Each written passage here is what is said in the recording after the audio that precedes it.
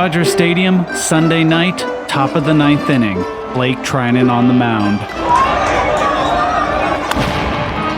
Francisco Alvarez hits a chopper to second. CT3 comes up with it. He tosses to Muncy at first. And the game's over. Dodgers win. The Los Angeles Dodgers are going to the World Series.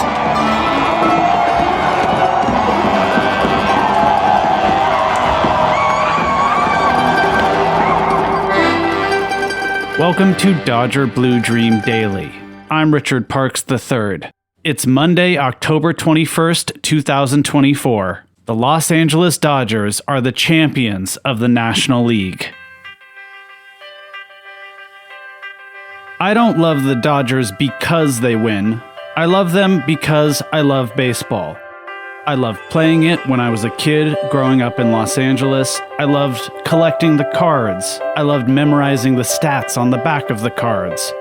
I loved the stories, particularly the stories you'd hear on the radio and TV told by Vin Scully, the Dodgers' longtime broadcaster, about the players and their lives, the ones on the team, and many of them already long gone and dead, or the stuff of legend.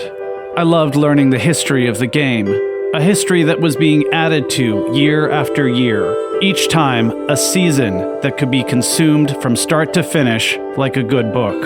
And I loved the words that Vin Scully used, his peculiar turns of phrase. Squibber, nubber, the little girl with the curl, deuces wild. I loved the way language fit neatly into the pace of a baseball game, how the length of the season gave you time to really get to know the characters, to fall in love, and then of course, more often than not, have your heart broken.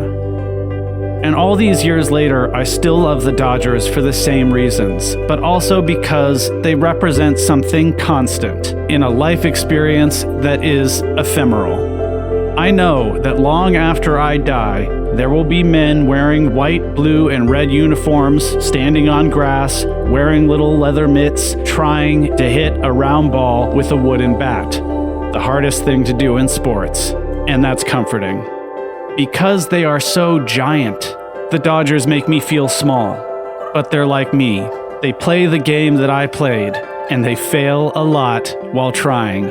And they do it here, in and for the place where I was born and where I still choose to live. The faces change.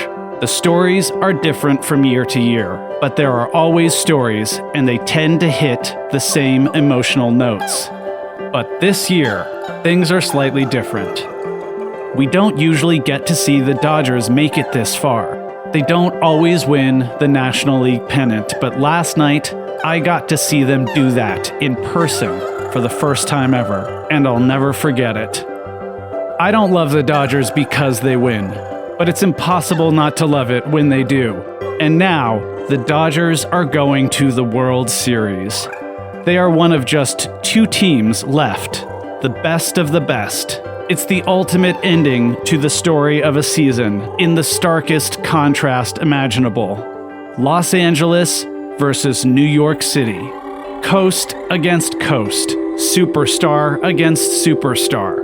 Dem bums against the damn Yankees. I've been waiting for this matchup my entire life, and it's happening this year. The late great Dodgers manager Tommy Lasorda famously said, "The best possible thing in baseball is winning the World Series. The second best thing is losing the World Series." And now we're guaranteed one of those two outcomes. It's kill or be killed, survive and conquer all, or go home with the agony and ignominy of defeat. Either way, it's an ending we don't often get to see. And I feel blessed to help tell that story for those of you who have decided to listen to this show. The World Series, Dodgers versus Yankees, starts on Friday at 5:08, very specifically Pacific time, at Dodger Stadium. Ooh, baby. I'm looking forward to sharing it with you, here on Dodger Blue Dream. Dodger Blue Dream is written and produced by me, Richard Parks. Music in this episode by Jonathan Snipes. If you like Dodger Blue Dream, please leave us a rating and a review on Apple Podcasts or however you can. And if you've already done that, please share the show with one friend today. We'll be back soon with more episodes to help get you ready for the World Series. In the meantime, feel free to check out our back catalog. Thanks for listening.